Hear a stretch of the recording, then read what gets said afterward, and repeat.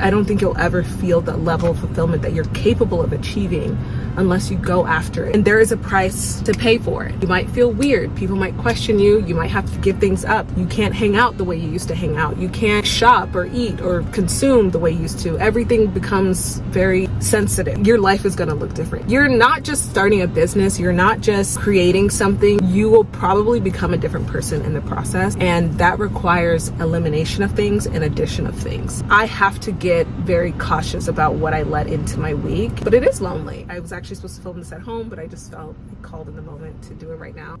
Oof. I'm feeling a lot of emotions right now. This is part of the regular routine maintenance of being somebody who wants to follow your dreams or do something that is, I think, unorthodox. I'm not even trying to sound like, ooh, I'm special, but like, literally there is a price to pay. I feel like I'm starting to feel the actual like burn of it sometimes when it comes to friends, when it comes to family, when it comes to lifestyle, what I have access to, what I don't, what I'm cutting off access from, because I have to stay focused. And it might sound extreme or like weird to people, but I feel like it is necessary to kind of do whatever it takes, because it's so easy to get distracted and it's so easy to let other people's priorities become the center and the focus. I feel like if you do that even more than like 20 or 30%, you can easily like let those dreams just like slide. I don't know if I need to do this. Like, I don't know if I have to be this extreme, because I haven't made it yet. I don't know what it looks like. I don't know what was necessary and unnecessary in this journey of getting there, because I feel like I will eventually get there. But I do feel like you have to pretend almost that everything you're doing is right. You have to pretend that you're making the best decisions for your future self. It is very simple, but it's not easy to implement, cutting people off. It's not easy to tell your friends, like, I can't hang out with you, not from you're this awful toxic person, but you don't necessarily get me closer to my goals. That's a weird thing to say to your friends. It's weird to explain to your family why you can't hang out all the time, why you can't talk all the time. I'm making this video for those of us, and me included, who feel kind of insecure or unsure about whether they should continue certain activities that have proven over time to not benefit them, but you're looking for the reason as to why you should stop. Went to Kava, I got some Kava, waited in line. So I had a lot of time to dissect my thoughts. I feel like I'm not even at the peak of it, but I'm starting to get a little taste of it.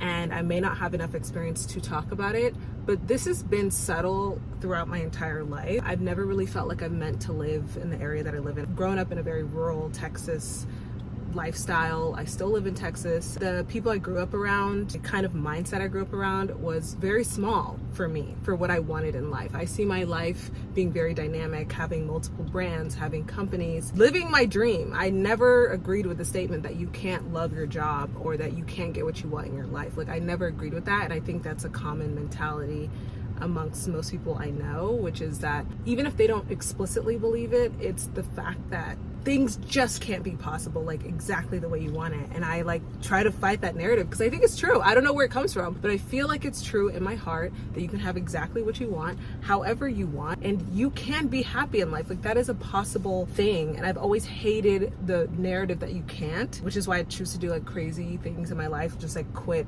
my job and like make myself unstable. I'd rather be unstable, uncertain, feel weird for a short period of time than for the rest of my life always wonder if I could have done more. That would kill me. That's the biggest regret for me. I know it sounds selfish and probably egotistical, I don't know, but for me, my worst fear is to not achieve my dreams. Like, that is my worst fear. I would never forgive myself. Again, I know this sounds extreme, but that is my reality. That is my truth. And I'm kind of tired of like dimming that. I'm tired of like playing that small. Growing up as a kid, I like never would have the confidence to say these things out loud and like say them to people, let alone the internet. But I think it's true. And I'm tired of like pretending that I don't have big goals. I'm kind of tired of pretending I don't want more for myself, and like not just more, like a lot for myself and for my like future children, my future family. Like, I want that, and I don't think it's bad to want things and desire them. Like, now there's like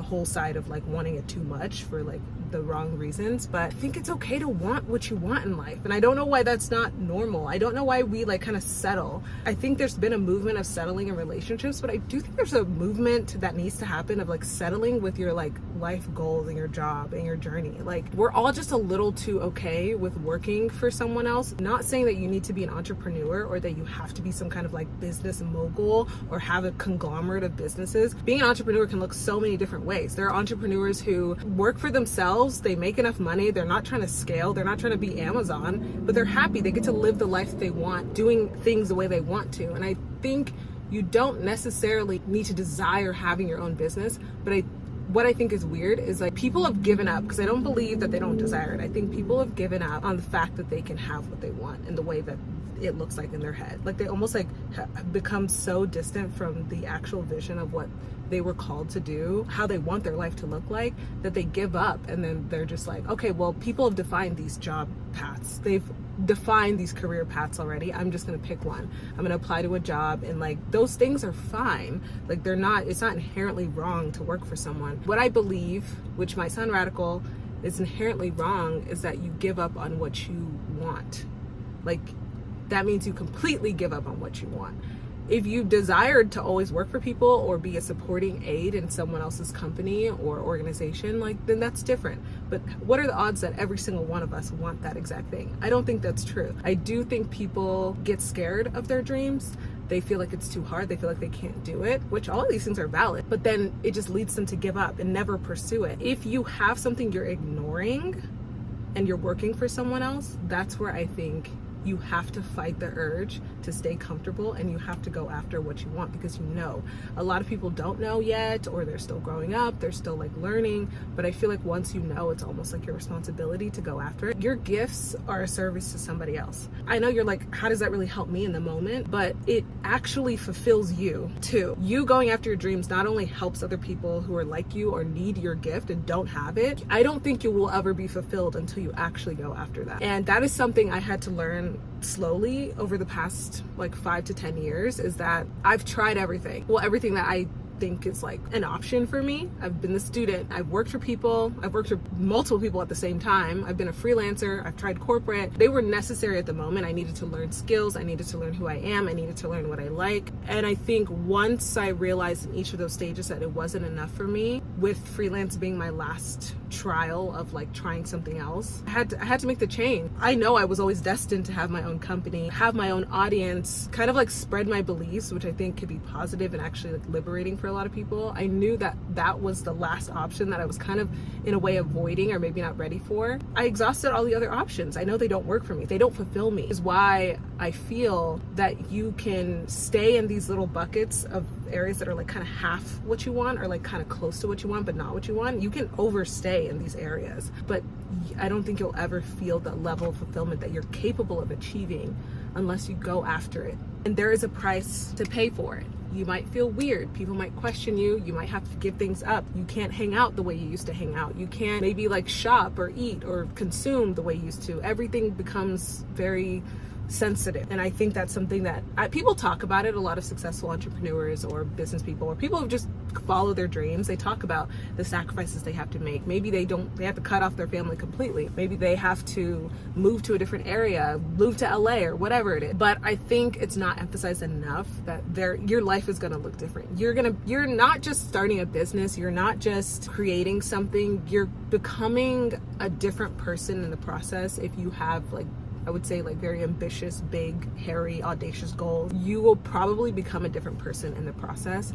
And that requires elimination of things and addition of things. For me, that's looking a lot like elimination of all of the mindset and the mentality that I grew up with, which is not crazy. Like, it's not like I grew up in some kind of cult or something. I grew up very normal like most people, but it's eliminating limiting mindsets, and it's everywhere. It's like a virus. It's in little things that people say and do that I have to actively fight. When I'm on the phone with a friend and they're talking about a situation in their life that they want to stay comfortable in, and I would disagree with how they like approach the situation or whatever, even that kind of stuff, if I stay around it, if I'm always arguing or defending my beliefs that are different than theirs, it's wasting my time when I could be consuming something that is in line with my beliefs or pushing me further, closer to what I want, and like actually challenging me. You don't want to be the smartest person in the room. You don't want to be surrounded by people that you feel better than. That's not a good situation. I don't like feeling like that. I want to be the loser in the room. I want to be the one who has to learn the most, because I know I'm getting closer to what I'm meant to do. And I've always liked the idea of like challenging myself. I'm not even like extreme, like I work out every day and I'm working 10 hours a day, but I want to be getting better. That's the difference. It requires a little bit of extreme or radicalness. I just wanted to make space for that here with this video, and make space for that in my life, because I always kind of like tell myself that no, nothing's changing. I can still accommodate the old version of me, the old life and the old friends and the old everything, while still becoming this new version of me. And I don't think I'm even done yet, but I feel like it's okay if things get let go or they look different. Maybe you do have the same friends, and I plan to keep like most of the same people in my life, but it just might look different, and I think that's okay. And I don't think that's talked about enough, like the kind of pain or guilt you feel for going after what you want. Not that I like necessarily am a fan of G-Eazy, but I remember him talking about how to leave his town to do what he's doing now, be a musician, he had to kind of let go of his friends and family that were holding him back. He wouldn't be where he is today if he kind of like gave into that. The guilt, the comments, the questions, the misunderstanding, that kind of stuff is not going to get you closer to your goals. It's not. You can try to argue with people, defend yourself all the time, but it's going to get exhausting, and it's ultimately going to take you away from what you could be doing to get better. And not that you always have to be getting better, but it's almost better to be neutral and have this like peace and silence than to always be fighting battles when you already, as an entrepreneur or somebody who's going after your dreams and your goals, like you're already fighting so many battles personally. I feel like I'm relearning myself, I'm reparenting myself, becoming a different person, having to get very clear on where my triggers are, having to understand what's wrong or right about my beliefs, having to affirm myself constantly. I can't be fighting battles against other people. Right now, I don't really talk to many people on a weekly basis, and I had to kind of design my life that way, because I can't have information or drama or all these other things that don't add to my goal right now. I don't have the room, don't have a job necessarily. I'm creating my own job. I'm creating my own life the way I want it to be. And that takes a lot of effort and a lot of work when you don't have an employer doing that for you anymore. I have to get very cautious about what I let into my week. And I did that on purpose, but it is lonely. I don't have necessarily a lot of people to confide in. I think the person who's closest to me is in a different country. I know everyone in my industry, or what I like to do, which is like social media marketing, they live in different countries, because we're all like, talking to each other online on TikTok or on YouTube. And it's like, I almost had to come to a conclusion that I prefer it that way than to have a lot of close relationships here that like I see them every day and talk to them every day, but I'm not fulfilled. I'm not getting what I need. Every time I'm talking to someone or I'm talking to people around me in this town or whatever, my battery is going down. I miss when my battery was going up, where I was getting recharged. And that's just the reality of it. And I don't necessarily think it's like a sad thing. It is like a weird thing. And I think it feels awkward, and it feels like you're a bad person and you feel selfish and everything. But I feel like I'm a firm believer that you need to be selfish to get where you want to get, because everyone's out for themselves in a way. Not everyone's like evil or anything, but like people are out for themselves. If they want to talk to you, they want to talk to you because it benefits them. Like, hello, like we are transactional, like whether we like to admit it or not. So you do have to look out for yourself. It's not that they're evil for wanting to do that. You're gonna have to feel weird. You're gonna have to feel different. People are not gonna understand you. I'm struggling with the idea of being misunderstood, but I have to be okay with that. Maybe I look rude in that situation. Maybe I do seem, not the best person, but I have to know that why I'm doing it. And I have to know that I'm validating myself. So I really hope this helps, and I definitely could talk about this all day. So if there's anything that I could help with as someone in this journey, because I know there's not a lot of us, or like at least it doesn't feel like it when you're in the journey yourself, let's talk about it. Let's chat, because it's talked about, but not enough for you to feel valid. So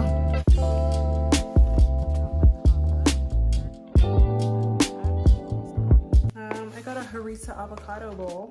It's delish. Yeah, so people are not gonna like you.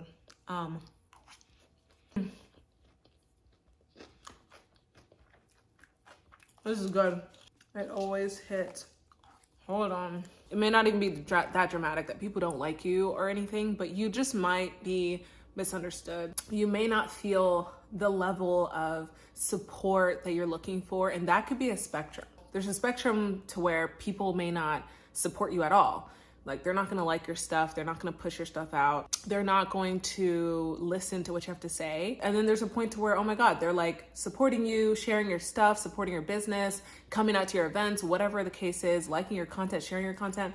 Then there's this awkward in between in the middle where I feel like they might do a little bit from the support category, and then they also might do a little bit from like the not support category. And maybe it's unintentional. Maybe it's not even like they're trying to be that way. But I think if you are living in this way, if you're doing something that it's very hard for you to look around and find someone else doing the same thing, you might be around people who just truly can't understand. Even if they wanted to, they would have to be doing it or have the same drive that you have to understand why you're doing things the way you do, or why you live your life a certain way, why you even watch the people that you watch or read the books that you read, which may seem a little bit nerdy or too educational or too pushy or too extreme. They just might not understand that. Just like if you're a parent and someone else is not a parent, there are things that you guys are just gonna see differently, especially if you're talking about parenting, especially if you're talking about like how you live your life. Things are gonna be different because someone who's a parent can never truly understand what it's like to be a parent. So if that parent